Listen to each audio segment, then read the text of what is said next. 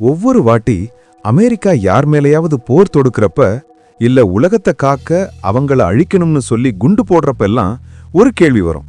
அது என்னன்னா, அமெரிக்கா அது இஷ்டத்துக்கு எந்த நாடு மேலேயும் குண்டு போடுது, ஆனா ஏன் அமெரிக்கா மேல எவனும் குண்டு போட மாட்டேங்கிறாங்கிற கேள்விதான் அது. அமெரிக்கா செஞ்ச புண்ணியமோ என்னமோ தெரியல, இயற்கை அமெரிக்காவுக்கு ரொம்ப சாதகமா அமைஞ்சிருச்சு. பசிபிக் மற்றும் அட்லாண்டிக்னு ரெண்டு பெரிய கடல்கள் அமெரிக்காவை சுத்தி ஓடுது. அது ஒரு பெரிய பாதுகாப்பு அரணா அமெரிக்காவை காக்குது. இது போக அமெரிக்காவை மலைகள் காடுகளும் சூழ்ந்திருக்கு. அதுவும் அந்த கண்டம் முழுக்கவே சரிசமமா பரவி இருக்கு. இது இன்னொரு மிகப்பெரிய அரண். அடுத்து பெரிய விஷயம் சொல்லப்போனா, உலகத்தோட எந்த நாடும் கம்பேர் கூட பண்ண முடியாத ஒரு விஷயம் இருக்கு. அது அமெரிக்கா ராணுவத்துக்காக செலவழிக்கிற மொத்த பணத்தோட மதிப்பு.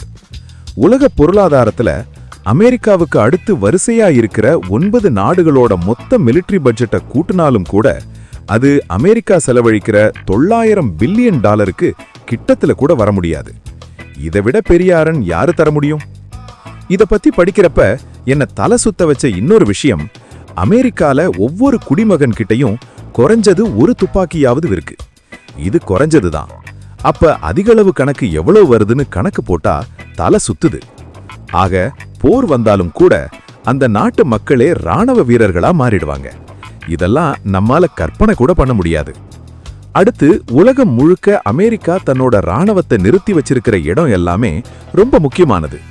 ஏன்னா இப்ப ஏதாவது ஒரு நாடு அமெரிக்காவை தாக்க ஏவுகணை அனுப்புதுன்னு வச்சுக்கலாம். அதை முறியடிக்க அமெரிக்கா தன்னோட நாட்டுல இருந்துனா எதிரி ஏவுகணை அனுப்பணும்னு அவசியமே இல்லை. ஏதோ ஒரு நாட்டுல அவங்க நிறுத்தி வச்சிருக்கிற படையே போதும் அதை நிறுத்த. சரி, எப்படி அமெரிக்காவுக்கு இவ்ளோ காசு வந்துச்சுங்கிற இன்னொரு கேள்வியும் வந்துச்சு. அதுக்கும் இயற்கையே உதவி இருக்கு.